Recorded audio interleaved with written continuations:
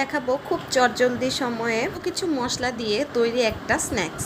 এটা বানাতে একদমই সময় অনেক কম লাগবে। প্রথমে আমি একটা বলে নিয়ে নিব বেসন, তারপরে হাফ পরিমাণ বেসনের থেকে হাফ পরিমাণ নিয়ে নিব আমি চালের গুঁড়ো, তারপর নিয়ে নিব আমি 1 চামচের মতো মরিচের গুঁড়ো। মরিচের গুঁড়োটা আপনারা আপনাদের পছন্দ মতো দিবেন। তারপর নিয়ে নিলাম আমি হাফ চামচের মতো হলুদের গুঁড়ো।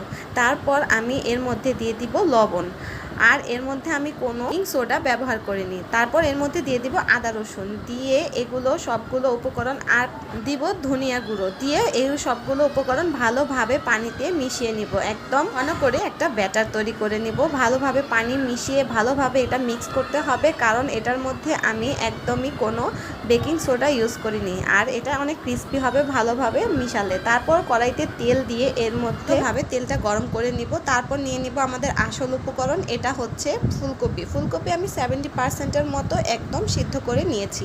পুরো সিদ্ধ করিনি, কারণ ভাজার সময় আরও কুক হবে, তাই সিদ্ধ করা ফুলকপিগুলো একদম ছোট করে নিয়েছি, যাতে ভিতরে একদম কাঁচা ভাবটা না থাকে। তো ব্যাটারটা দেখতেই পাচ্ছেন, একদম ব্যাটার। এই ব্যাটারের মধ্যে প্রথমে ফুলকপি এপাশ ওপাশ ভালোভাবে উল্টিয়ে পাল্টিয়ে নিয়ে তারপর গরম করা তেলের মধ্যে দিয়ে দেব।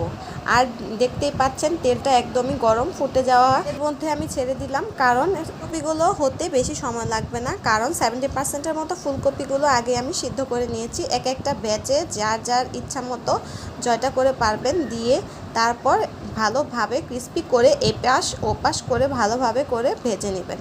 তো দেখতেই পাচ্ছেন আমি সময় নিয়ে ভাজতেছি, আর এরকম টকবগে করে ভেজে নিয়েছি, লাল লাল করে ভেজে নিয়েছি। তারপর